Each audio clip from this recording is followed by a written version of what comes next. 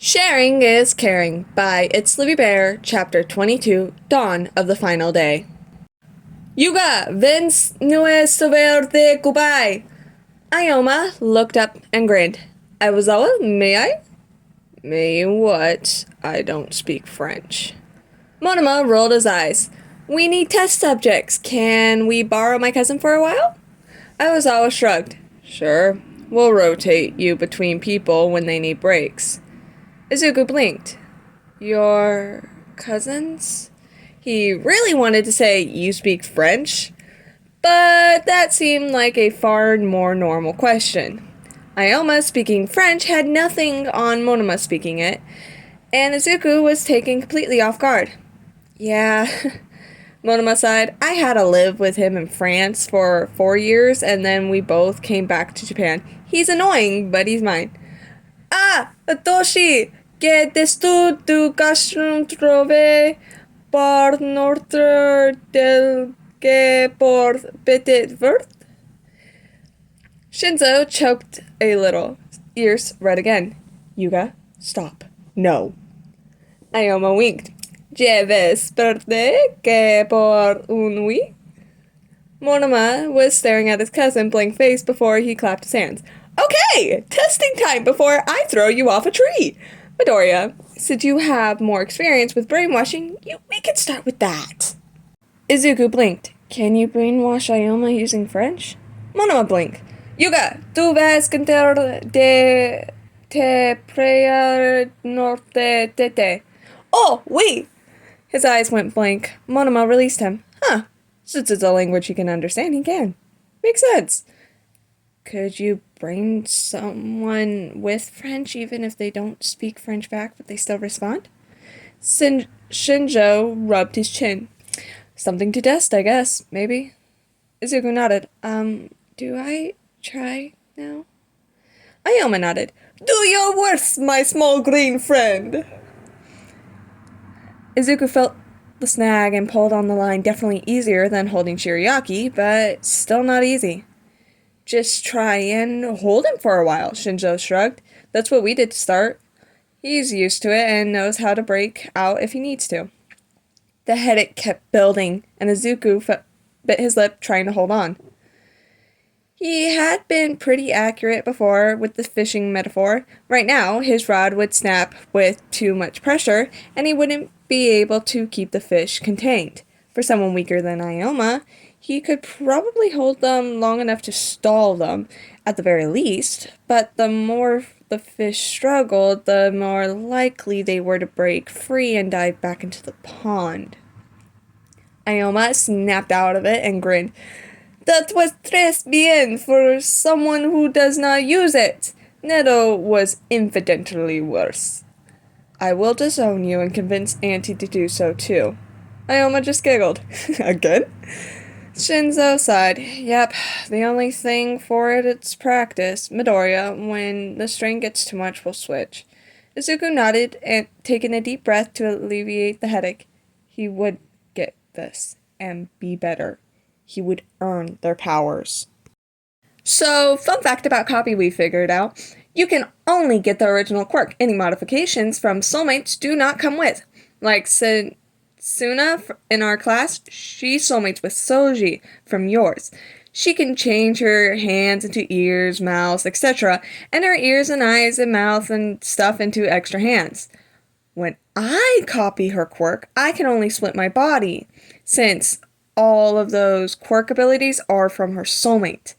It's helpful for differentiating between what's someone's actual quirk and what's a bonus from their soulmate, but it's also detriment because if you copy someone's quirk and suddenly it's missing parts, not a nice surprise.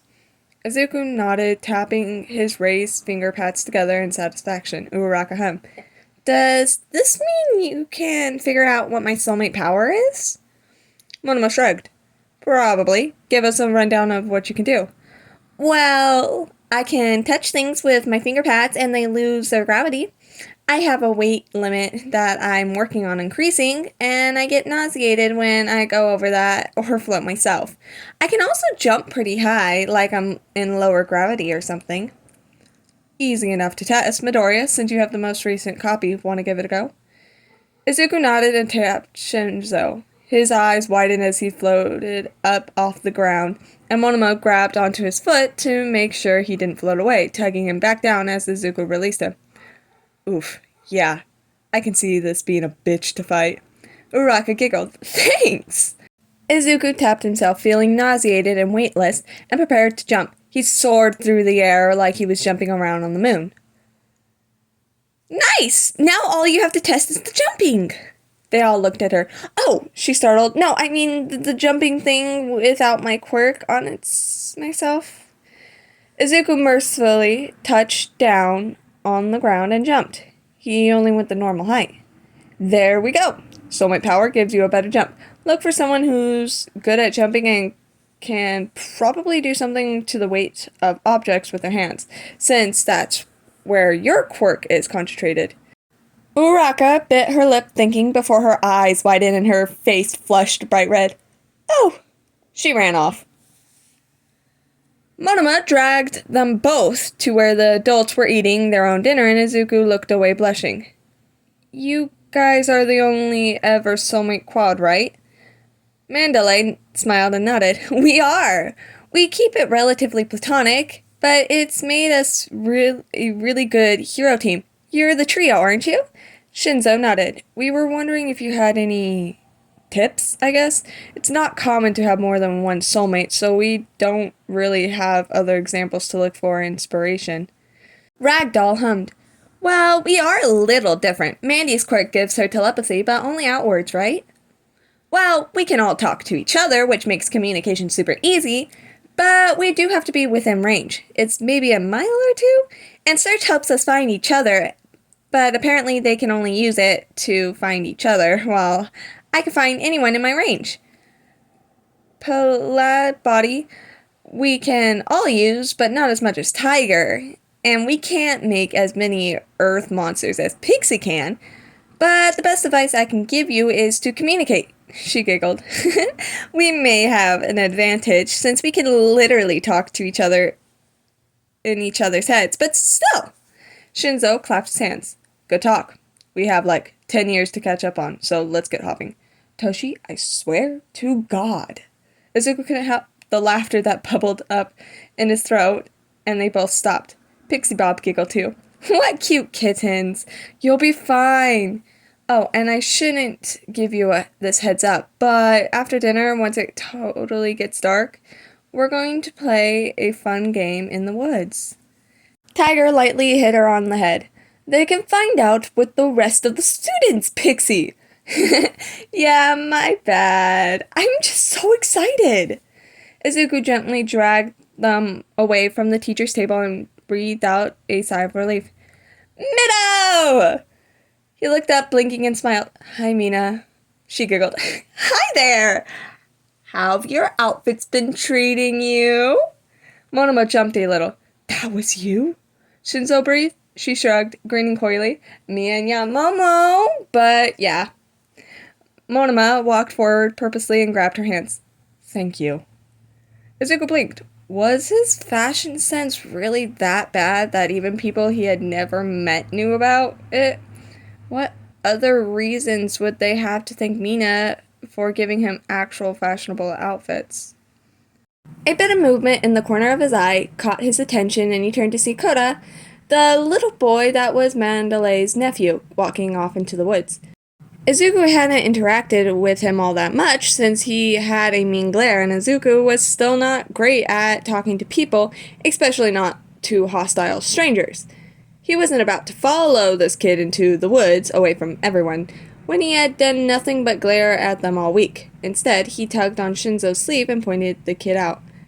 What kind of kid goes off into the woods when the sun is setting? Jesus, I get wanting to be alone, mood, but still. Should we tell someone? He shrugged. They probably know. He seems to know the path, so it isn't a one-time thing. Still, if we don't see him by nightfall, we can tell Mandalay. Izuku nodded. After dinner was cleaned up, the sun had fully set, and Pixie Bob came to the front of them, all visibly excited. Okay, kittens, you've all been working really hard so far, so we're gonna give you a little reward. Welcome to the test of courage! Ragdoll giggled and ran off into the woods. See you later, kitties! Mandalay chuckled good-naturedly. The classes will take turns scaring each other. First, 1B will be the scarers while 1A walk through the path. At the halfway point is Ragdoll, and you need to get a stamp from her to prove that you made it that far before you can come back and complete the loop. The class that makes the other piss their pants the most wins, Tiger grinned. Both classes began chattering excitedly, and Monoma and Shinzo reluctantly pulled away from him. We will be crushing your class, of course, but Izuku shook his head with a smile. I don't think you guys have what it takes to scare me, honestly. Better bring your A game. He paused and grinned. Or rather, your B game. Shinzo was the first to break, snickering. Sure thing, Cool Cat. You won't know what hit you. Class B will reign supreme. We'll see. They both waved as they walked into the woods with the rest of their class to go prepare their spooks, and Class A huddled around each other. You'll be drawing ballots to pick your partner, Mandalay smiled, so come forward and get a number. Izuku drew a number 5 and Kyoka came over to join him. He grinned. We will hear 'em all coming. She smirked. That we will, Zooks. First to go into the woods were Sato and Tokoyami, the latter muttering something about revelry in the dark, so all was normal there. After 3 minutes, the second group was set in, Ida and Mina. Next, Ayoma and Koda. Then, Kirishima and Momo. Finally, it was their turn to go, and they stepped into the woods following the path. Izuku felt a little bad for Soji, who was going last and by himself. Maybe Izuku should have sat out to make the groups even? Blades came out of the trees above them, attached to what looked like a large mantis, and they both tensed before sighing. Kamakiri sighed. Oh well, that's fine. They moved a bit slower after that, Kyoka tugging his arm when someone was close, but then she stopped dead in the middle of the path. He frowned at her in confusion. Todoroki is Group 8. He sat back and shrugged and nodded. She knew more than he did. So why do I hear fire further into the woods? Izuku tensed and ran through the list of 1B students he had interacted with that day and which quirks they had been able to copy. The only person who might have been able to start a fire was Magna. But they already passed him. Hey, Kyoka called out to the 1B students. Do you have anyone ahead who can make fire? Because if so, it's gotten a little out of control. Shinzo popped over the tree cover with a confused expression. No. Only fire one is your Todoroki. You hear fire? Yeah, and a lot of it. Monoma slipped out and tapped her, shuddering at the mutation that took over his ears, but tensed. You aren't kidding, he muttered. That sounds bad. A gunshot rang out, and they all flinched. Izuku bit his lip. We're close to the middle. We can ask Ragdoll. Monoma and Shinzo walked with them the rest of the way to where Ragdoll was set up. She waved at them and then cocked her head in confusion. Ragdoll, Monoma said before she could question the interclass mixing. Are there people in the woods who aren't supposed to be here? She blinked and concentrated, then tensed. She bit her lip, and after a moment, Mandalay's voice rang out. Ragdoll has informed me there are intruders in the woods. In the interest of safety, please make your way back to the camp quickly. You too, Koda. We don't know who's out there. Izuku jolted. Koda was still out? They had gotten distracted by the game. Shit. Ragdoll smiled. Okay, you guys head back. I'll go looking for stragglers and send them back. Be careful and stick together. Shinzo nodded. Do you know how many there are? She bit her lip. In range, 4. That was bad. They ran back to camp without wasting any more time. They met Aizawa halfway back, and he stopped them. Did any of you see Ragdoll? They exchanged glances. Yeah. Kyoka said slowly. We just came from her. Why? Aiwazawa pursed his lips. She's dropped off of their searches and isn't responding to telepathy. Maybe she's just out of range and too focused to respond? Izuku knew he was grasping at straws to stave off the pit pooling in his stomach. Aiwazawa seemed to know it too, as he pursed his lips. Get back to camp. They came back to see a standoff, with two villains holding an unconscious and bloody Pixie Bob, while Mandalay and Tiger could only watch with wide eyes. Mandalay saw them come from behind the villains, and her voice rang in their heads. Go around and quietly head for the lodge. They all glanced at Pixie Bob and didn't move. We're heroes. We've got this. Go! Shinzo was the first to move, slowly sliding to their left to make a large circle around the two villains, and Izuku was the last to move. They slipped past the group towards the lodge. It was on fire. There was a foul cackling as a woman stepped out from the burning wreckage towards where Vlad was standing in front of a group of 9 Class 1A members and 10 1B members. Come on, Vladdy! All I want is the location of one little rabbit. All your other kitties can be safe as soon as I have that one rabbit. You know, Rockface, you know who I'm talking about. You were with him. Tell me where he is, and all your other friends can go free. Kota tensed and shook his head rapidly, and then his eyes flickered to the group that had frozen just past the tree line. She cocked her head and slowly turned around, just like when he had first seen her. Her grin looked like it was holding back a spew of fire, and her eyes burned. Her tail whipped around in glee as she curled the whip closer to herself. Well, hello, little rabbit. Are you gonna run again? The game's so much more fun if I get to chase. She whirled around and cracked her whip to break the blood spike heading for her and clicked her tongue. I have what I want, Vladdy. Best take your victories where you can get it. I could roast every single one of these children. Now, she turned back and her eye twitched. Yes, run, little rabbit! She took off in the woods after them. Vlad breathed a guilty sigh. Please, be safe, he muttered. Please. Izuku couldn't hear them calling out to him as he slipped further and further away from the group, One for All activating on instinct to carry him away from his pounding heart all the way up to his throat. By the time he stopped, the woods around him were silent.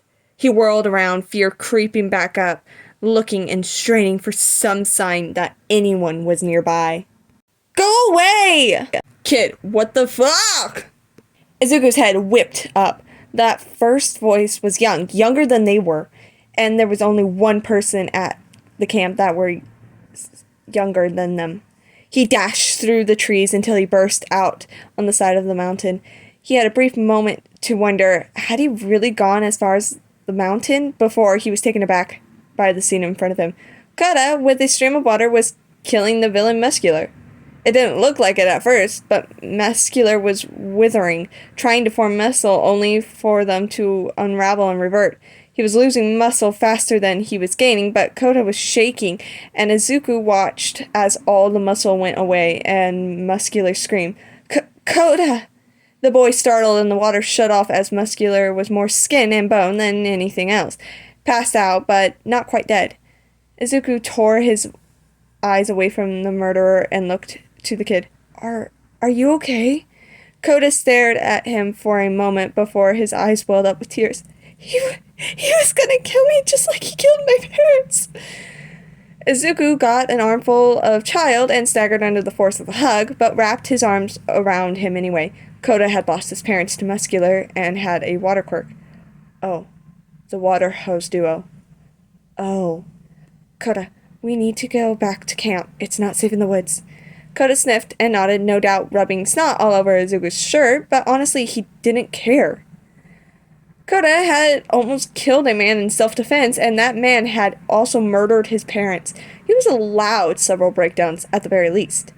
He gently picked up the boy, giving him a piggyback ride, and began to run.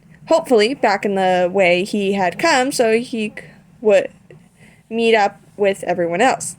A sheath of ice sprang up to Izuku's right, and he faltered for a moment before changing direction. That could only be Shoto. And if the demon lady, Makamono, was still chasing him, they would need something to come back the fire. More people to keep Kota safe was also good. He burst into the clearing and was instantly wrapped in vines, but Shirazaki's eyes widened and she dropped him immediately. Midoriya, what? Oh my god, why have you brought a child to the battleground? Izuku blinked and looked around. Shoto was currently encasing someone with really sharp teeth in ice, muffling the incoherent screams, and Izuku noticed how destroyed and slashed the environment was. There's more villains. One is after me specifically. He rushed out because of the USJ, so Kota isn't safe with me. Can you take him? Kota tightened his grip around Izuku's neck and whimpered, "Someone's after you?" Izuku nodded. She holds a grudge, or she's crazy, maybe both. Shirazaki's eyes widened. "The demon," she breathed, "is here? Of course, I will keep the child safe. We are done here and will be returning to camp soon. Todoroki!" Shoto stepped up beside them. "Izuku?" Shirazaki nodded. "The demon from our first villain encounter is here looking for Midoriya. Please, protect him." Izuku gently set Kota on the ground, but the boy refused to let go. "Kota, it's not safe with me," he murmured, "but Shirazaki will protect you. Please." Izuku blinked. "Please stay safe. I can't lose anyone else." Izuku felt his heart break, and he nodded, throat closing up. He extracted himself out of the hold and stood up, rubbing his arm. He took a deep breath and turned to Shoto. He nodded. "Let's go find this demon." Izuku bit his lip and nodded, taking off in the direction of Monoma, Shinzo, and Kyoka, who were, no doubt, still being trailed by Makamono. He made eye contact with them before the world disappeared. A hand came down from the trees and tapped Midoriya, and Neto forgot how to breathe. In a flash of blue, he was gone, and the hand retreated. Makamono skidded to a stop and startled into the clearing. "Compress! Give him back!" The newly dubbed Compress chuckled, standing on the tree branch above their heads.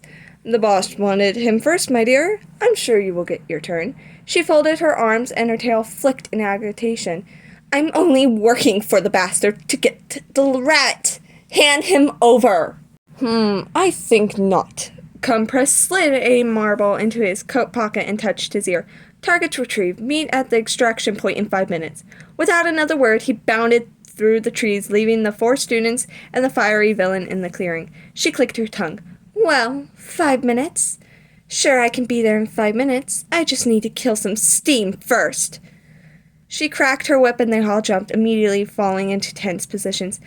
"I think I'll start with the fucking ice bitch who got me all wet last time." Hitoshi tugged on Neto and hissed, "We have to follow that compressed guy." He put Midoriya in a marble. Todoroki encased her in a massive glacier, more tall than wide, and ran off. "Come on," he yelled. "They went this way." They made it about 30 seconds before Makamono screamed in rage and took chase. They had to get Midoriya.